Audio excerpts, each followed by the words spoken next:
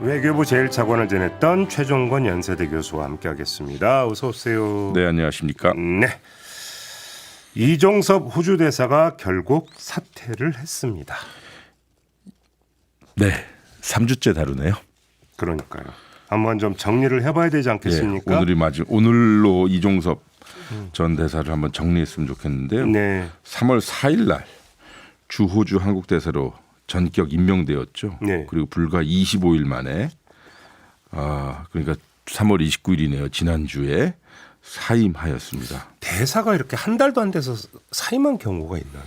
정말 큰 스캔들을 범해야겠죠. 범죄나 아무튼 국가를 대표해 외국에 주재하는 공관장이 임명 한 달도 안 돼 사임하는 전례는 없고요. 오호.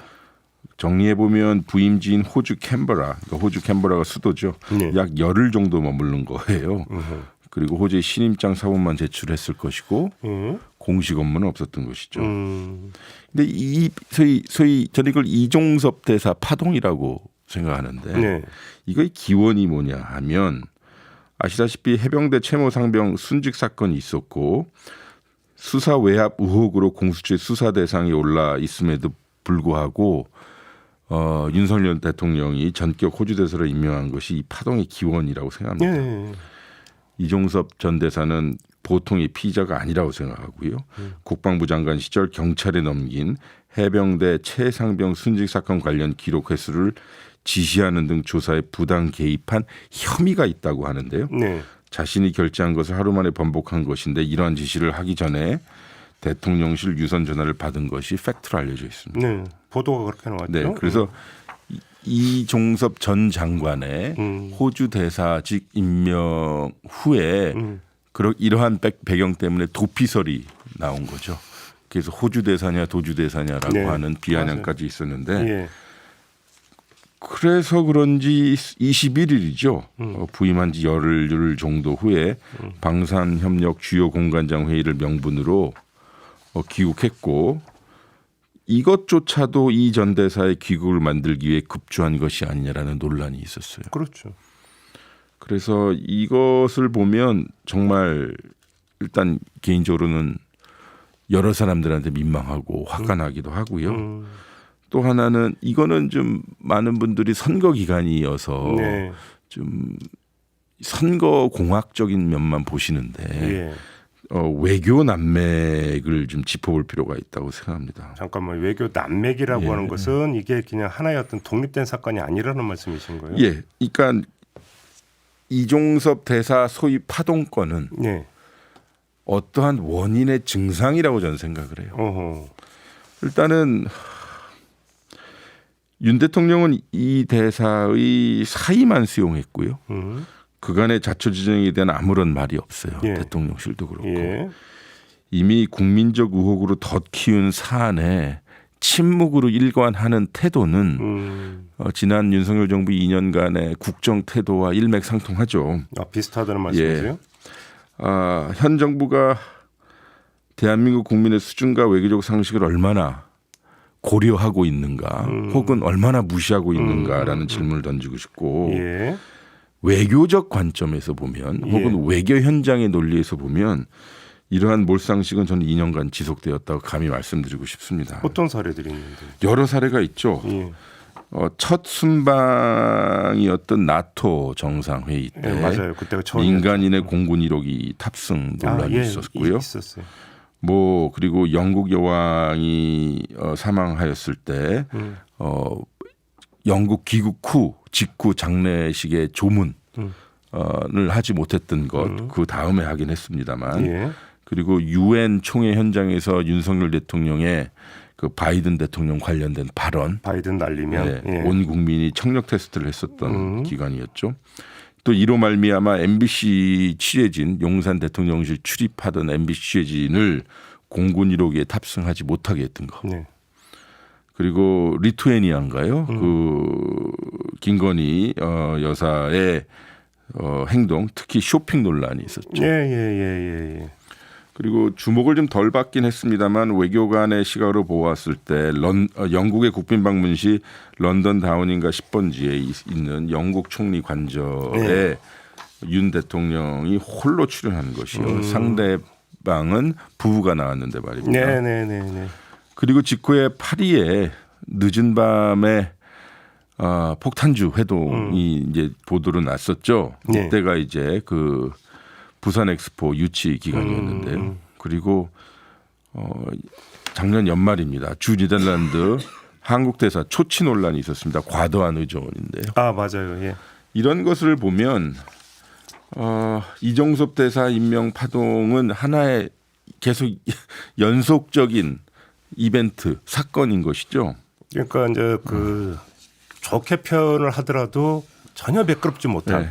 여러 가지 일들이 있었고 그 중에 하나다. 예, 저는 지금 정책에 대해서는 하나도 말씀드린 게 아니에요. 네.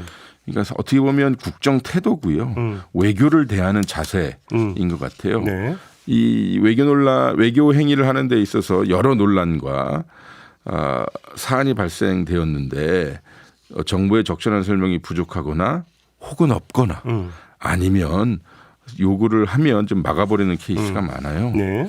이번 이종섭 대사 건도 사건의 핵심과 별개로 외교를 정쟁의 한복판으로 가져왔다는 점입니다. 군 사망 사고는 경찰이 이첩한다는 규정대로 했으면 다 되었을 것입니다. 예. 근데 그렇게 하지 않고 이종섭 당시 국방장관을 대사로 임명하고요. 또 이를 번복하는 과정이 있었고 그래서 문제가 있는 거고요. 또 이거는 좀 제가 좀 힘주어 말씀드리고 싶은데 네. 대통령실과 외교부는 그의 임명이 한호간 방산협약이라고 하였죠. 예. 근데 사실 따지고 보면 또 이렇게 한 달도 안 돼서 해임한 것을 보면 국민들의 상식 수준을 어떻게 아는지 모르겠어요. 그리고 민심을 외교의 장막으로 가리려고 하는지 정말 개탄스럽기도 합니다. 아니 한호간 방산 형lep에 그렇게 되게 절실했고 네, 기묘했고 네. 긴급해서 전직 국방장관을 대사로 임명을 했다면 네. 형식상 사의 표명인데 네, 일단 그러면 그걸 물려야 되는 거 아닌가요? 그렇죠. 사안의 중대성이 그 정도였다면. 그러니까 역시 정치공학적 관점, 즉 선거 때문에 그런 것이었는가, 네네. 아니면 이 사건의 기원이라고 하는 최상병 순직 사건에 관련된 결심이었는지는 봐야 되겠지만 네. 아무튼 공들여 쌓은 대한민국 외교는 큰 상처와 수치스러운 전례를 남기게 된 것입니다. 예. 이번 논란이 된 인사를 호주로 무리하게 보낸 것, 그리고 해임에 이르는 이 짧은 한 달간의 과정을 보면 대충 4가지의 외교적 결례를 범해요. 오, 뭐 4가지 수요는. 예.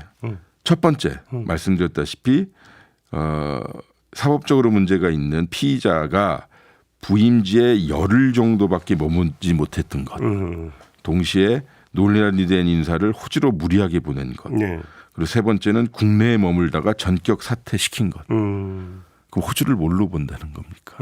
대사직이라는 그 무게에 있는 것도 불구하고요. 네. 마지막으로요. 이거는 잘 보도가 안 되는데 이 멀쩡히 현재에서 대사 임무를 수행하고 있는 베테랑 외교관을 경질시키고 피의자를 임명했다는 것을 보면 저는 전 세계, 호주뿐만 아니라 전 세계 외교가가 예. 대한민국의 외교, 인사, 국정행위를 어떻게 보고 있을지 걱정되죠. 전직 호주 대사는 그럼 뭐 하고 계십니까? 아마 외교부 본부에서 은퇴식까지 대기하고 있을 겁니다. 은퇴시까지? 예. 은퇴할 때까지? 네. 아무 보직도 뭐 맞지 않고? 예, 모르죠. 뭐 이것에 관련돼서 어차피 장관이나 대통령이 또 다른 보직을 주지 않는 한, 네.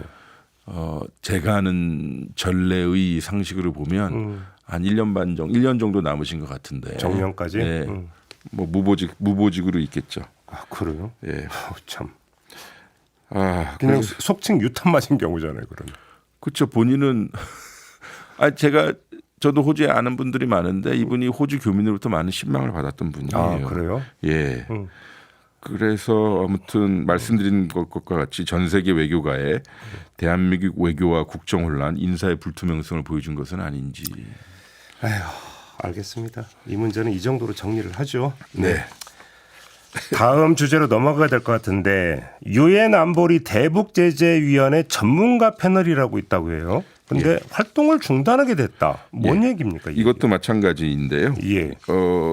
북러 관계 혹은 북러 밀착으로 이야기하지만 이것을 통해 한반도 외교 안보 상황이 어디에 있는지 가늠해 볼 수 있는 매우 중요한 리트머스와 같은 것입니다. 네네네.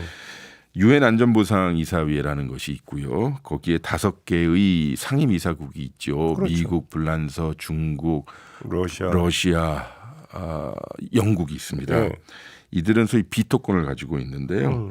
유엔 안전보장이사회에는 대북제재위원회라는 것이 있고 그 안에 소위 전문가 패널이라는 것이 있습니다. 뭐예요, 전문가 패널이라는 것은 뭐냐면 제재 전문가들, 경제 전문가들, 무역 전문가들이 북한에 오고 가는 그 북한의 수입 수출 물품을 잘 모니터링을 해서 또 관련국의 통계를 받아서 제재를 위반하고 있는지 아닌지를 평가 분석하는 위원회입니다. 제재가 제대로 네. 이행되고 있는지는 모니터링하고. 그렇죠. 그래서 지난 3월 28일 그리고 이거는 매년 이 패널 위원회 전문가 패널 위원회를 연장할지 안 할지를 결정하는데 이것이 매년 3월에 열립니다. 그래서 현지 시각 3월 28일 날 안보리에서 표결이 있었고요. 예. 안전보장이사회 비상임 이사국 그리고 상임 이사국을 포함해서 13개 국가가 찬성을 했어요. 단 러시아가 거부권을 행사해서 이번 4월 말 전문가 패널의 임기가 종료됩니다. 참고로 중국은 기권을 했습니다. 그러면 비토권을 갖고 있는 상임이사국이 싫어해버리면 그냥 안 되는 거네요. 네. 국제 정치는 절대 공정하지도 않고 공평하지도 않습니다. 그렇죠. 기득권 세력을 소위 비토권이라고 해서 확실히 인정해 주는데요. 근데 이 대북 제재 전문가 패널은 2009년에 출범했고 연 보고서를 1년에 2번 정도 출간하고요. 그리고 그래서 이번 비토권 때문에 4월 30일로 끝납니다. 그런데 전문가 패널 활동이 종료가 되면 네. 대북 제재가 제대로 이행되고 있는지를 모니터링하는 주체가 없어지고 네. 그러면 대북 제재가 유명무실화 될 수도 있다. 이렇게 연결이 되는 거예요. 그렇죠. 이상하죠.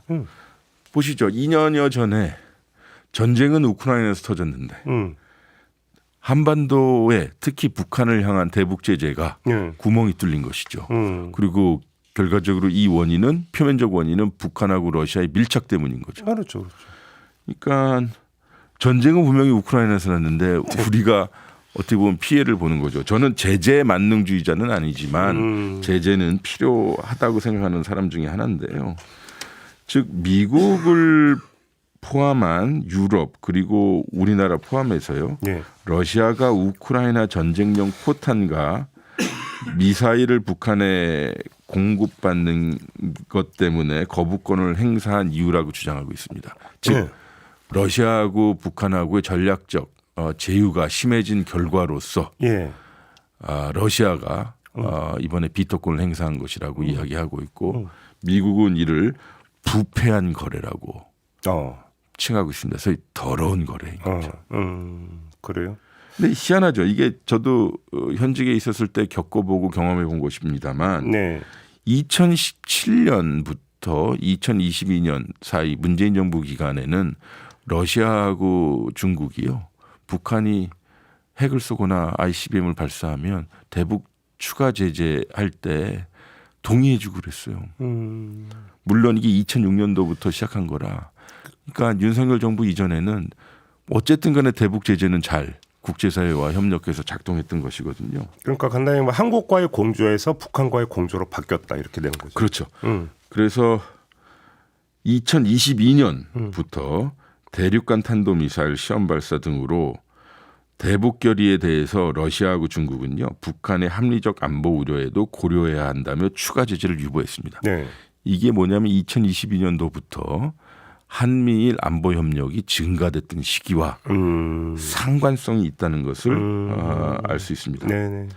따지고 보면 러시아도 북한과 같은 처지입니다. 제재에 관해서는요. 왜냐하면 북한은 유엔 제재를 받고 있고 미국 제재도 받고 있지만 러시아는 유럽으로부터나 미국으로부터 제재를 받고 있습니다. 우크라이나 침공 때문에요. 그렇죠.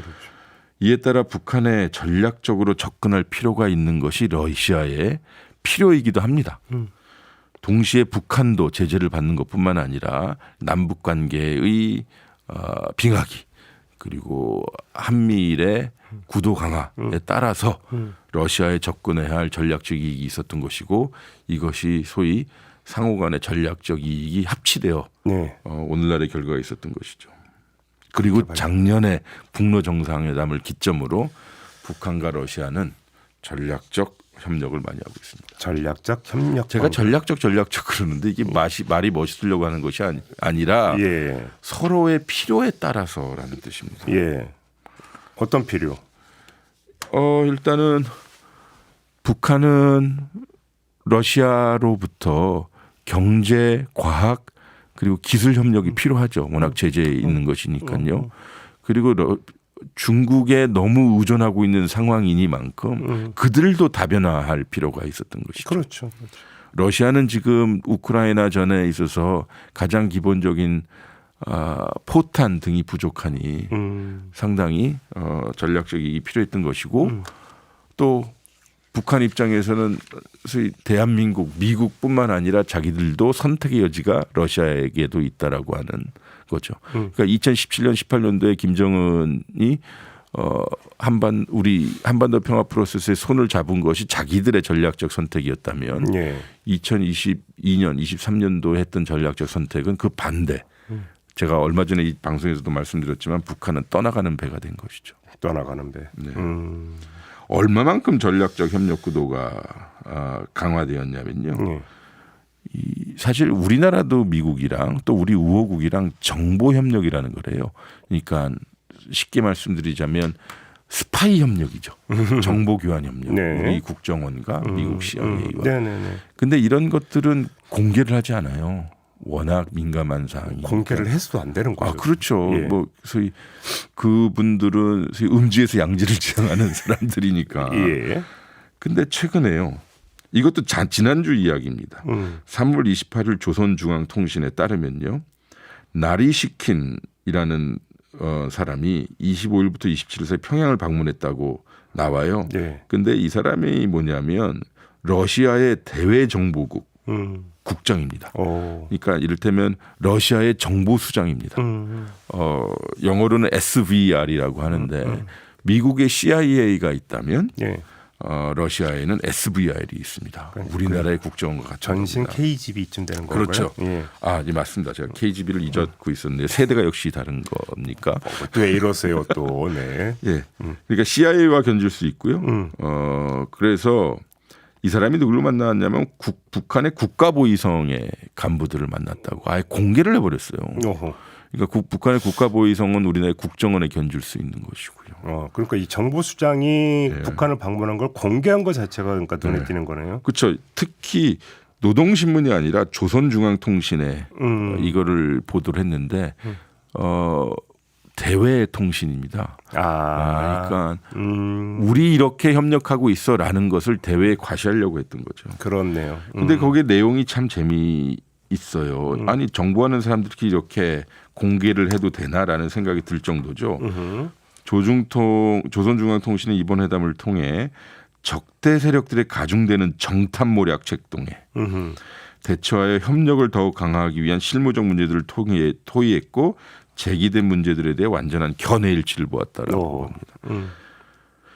그래서 정보당국의 방문은 공개하지 않는 것이 관례인데 조중통을 통해 공개한 것을 보면요. 대외적으로 북러 밀착 관계를 과시하고 싶었을 것이고 참고로 나라시킨 국장은 제가 기억하기로는 2011년 이후에 13년 만에 처음으로 방문한 것이고 북한이 이번에 공개한 것입니다.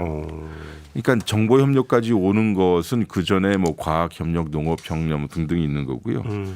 또 북한은 또 이에 맞춰서 27일에 경제 대표단이 모스크바에 도착했다라고 합니다. 진짜 밀월 관계네 한마디로. 그러니까 제가 여기서 말씀드리고 싶은 것은 북한이 고립되어 있는 건 사실이나 완전한 어둠 속에 있지 않다는 것을 말씀드리고 싶어요. 그렇죠. 지금 북한 노동당의 국제부장이 북경을 거쳐서 베트남, 라오스로 공산당 협력 회의를 하고 있고 자신들의 입장을 설명하고 있고 경제 협력을 하겠다는 거거든요. 특히 북한의 경우 노동당 국제부장이 외무성보다 세다는 이야기도 있어요. 예, 어떻게 당우이니까. 네. 그래서 지금까지 동향을 보면 원유 공급에 관련해서는 러시아가 소위 포탄 제공에 대한 반대급부를 해주고 있는 것 같고요. 뭘 해주고 있는데요? 반대급부로. 그 기름을 제공해주고 있는 것이죠. 기름 주고 있대요. 예. 또 북한의 주력 전투기를 수리를 해주고 기술을 개량해 성능을 개량해주고 있는 것으로 이런저런 보도가 보여요.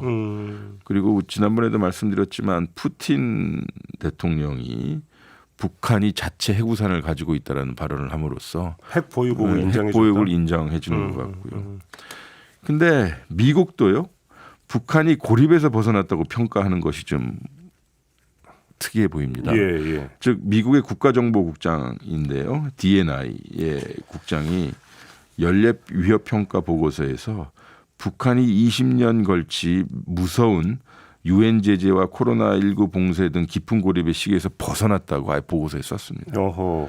북한은 현재 금전적 외교 지원과 군사 협력을 위해 중국 러시아 관계를 강화 중이라고 합니다. 지금 이렇게 흘러왔는데 여기다가 대북제재위원회 전문가 패널까지 활동을 안 하게 되면 어떻게 될 것이냐. 말씀드렸잖아요. 북한은 떠나가는 배고 그러니까요. 떠나간 배가 될 수도 있는 것이고 우리한테는 대한민국이라고 부르고요. 통일 안 하겠다고 하는 것이고요.